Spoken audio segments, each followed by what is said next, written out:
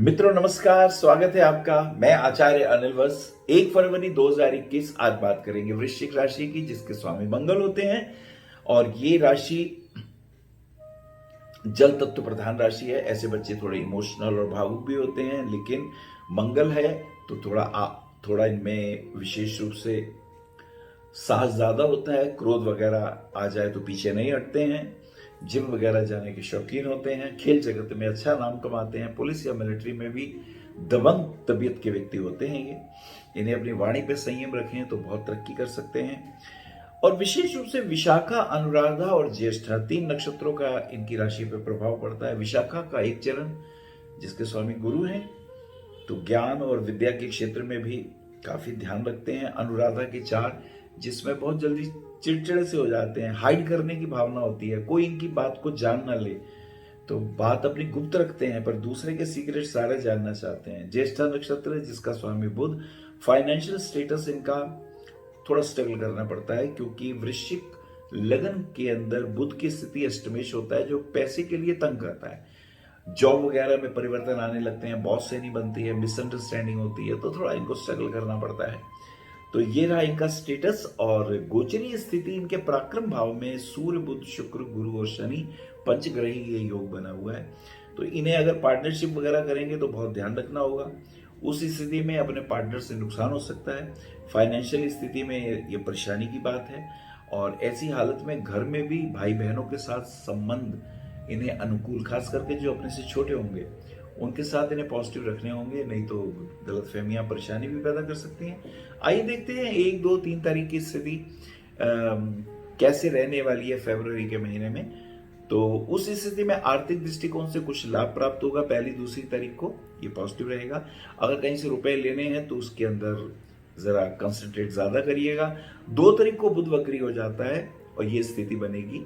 और 3, 4 तारीख की अगर हम स्थिति देखें, 3 की स्थिति में कुछ खर्चे वगैरह दिखाई देते हैं। कहीं घूमने फिरने या पार्टी में जाएंगे और अपने दोस्तों के साथ शेयर करेंगे।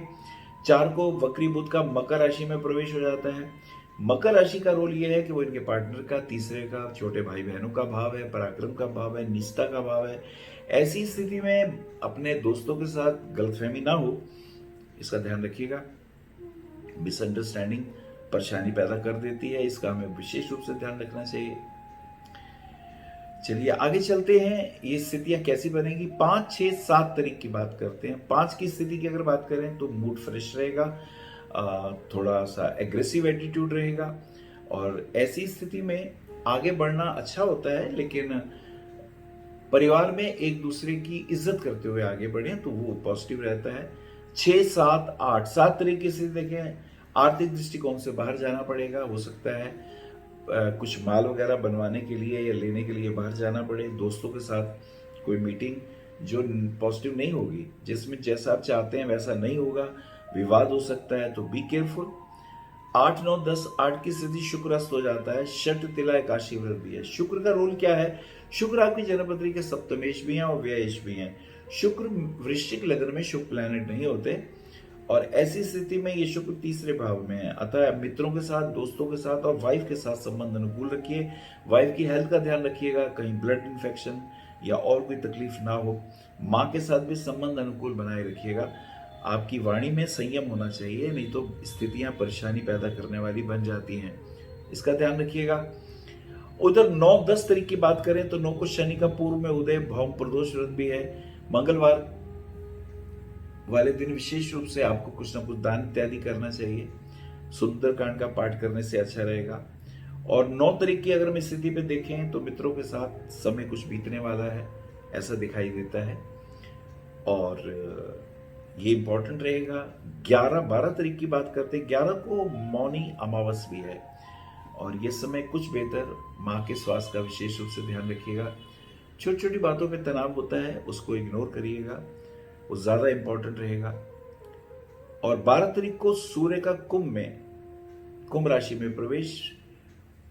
12 तारीख को सूर्य जब कुंभ राशि में आते हैं तो ये आपके बिजनेस के पॉइंट ऑफ व्यू से, अपने कार्य के पॉइंट ऑफ व्यू से कुछ अच्छा रहेगा। कुछ नए ऑर्डर मिल सकते हैं, और ऐसी स्थिति में मन भी आपका अच्छा बना रहेगा। 13-14 तरीके से गुरु उदय हो जाते हैं। गौरी तृतीया व्रत भी है। गुरु का रोल बहुत अच्छा है आपके द्वितीयेश और पंचमेश होके फाइनेंशियल जो क्राइसिस आ रही थी वो कंट्रोल हो जाएंगी। आपकी बातचीत पॉजिटिव होगी और अपने क्लाइंट के साथ भी आपके रिजल्ट अच्छे आएंगे। फाइनेंशियल गेन होगा। तो ये एक अच्छा है गुरु के उदय होने से। 15, 16, 15 को गणेश तिल चतुर्थी है। गणेश जी को प्रणाम करते हुए 16 तारीख की स्थिति बसंत पंचमी है और ये समय थोड़े हेल्थ इश्यूज आएंगे। खेलने के पॉइंट ऑफ व्यू से अगर देखें तो आपका नेम फेम होगा। पुलिस या मिलिट्री में है तो सेहत का ध्यान रखिएगा। व्यर्थ के लड़ाई झगड़ों से अपने को कंट्रोल रखिएगा, नहीं तो ये स्थितियां परेशानीदायक हो जाती हैं। बसंत पंचमी का पर्व आपके लिए शुभ हो। 17, 18, 19 आरोग्य सप्तमी और इसी के साथ साथ हस्बैंड वाइफ के रिलेशन में थोड़ा तनाव दिखाई देता है। पार्टी वगैरह करते हैं या रात को लेट आते हैं तो दिक्कतें होती हैं। आप भी अपने हेल्थ का ध्यान रखिएगा।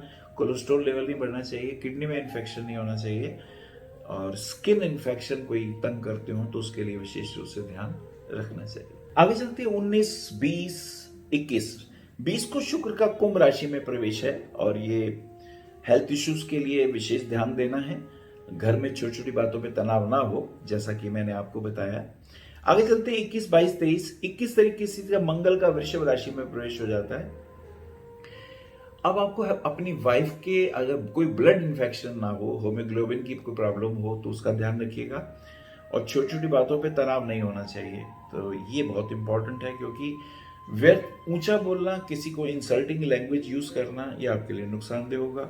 पति पत्नी के संबंधों में ये तनाव पैदा करने वाला योग बनता है, इसके लिए विशेष रूप से आपको ध्यान देना होगा। आगे चलते 23, 24, 25। 23 को जय एकादशी व्रत है। एकादशी का व्रत रखते हैं तो आपके लिए मंगलमय शुभ होगा। ओम नमो भगवते वासुदेवाय इस मंत्र का जाप कर सकते हैं। और इसी के साथ साथ 24 तारीख को प्रदोष व्रत है और भीष्म द्वादशी भी है। भाग्य साथ देगा, रुके हुए काम पूरे होंगे और ये पिता के साथ भी पॉजिटिव रहेंगे तो आपको लाभ ही प्राप्त होगा। देव कृपाएं प्राप्त होंगी। रुके हुए काम आगे बढ़ने के योग दिखाई देते हैं।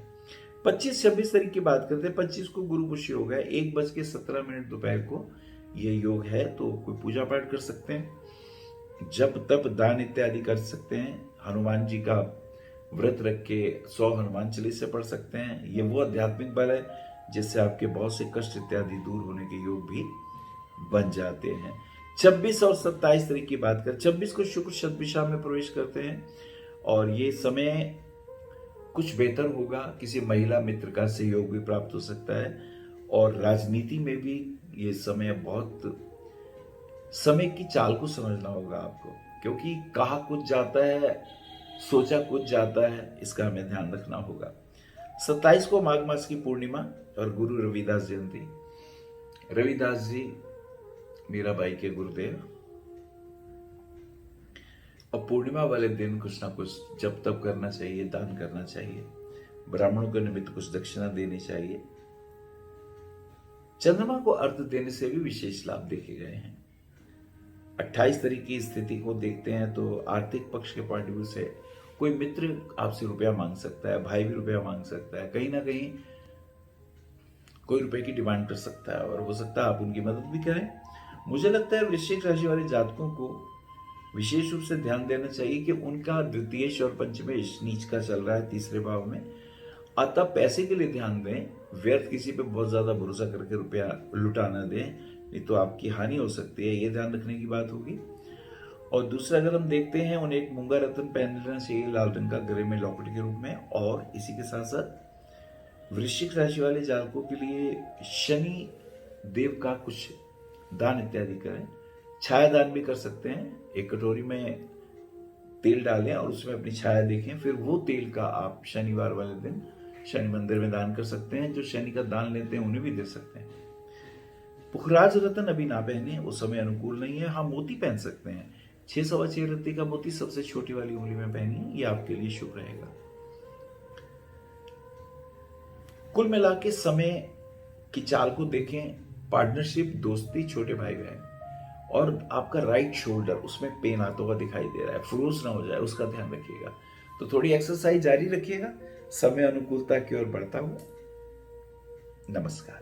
आप आचार्य श्री अनिल वत्स जी के आध्यात्मिक प्रवचन, ध्यान व ज्योतिष संबंधी मासिक राशिफल फेसबुक, यूट्यूब, www.astroanilvats.com पर भी देख सकते हैं।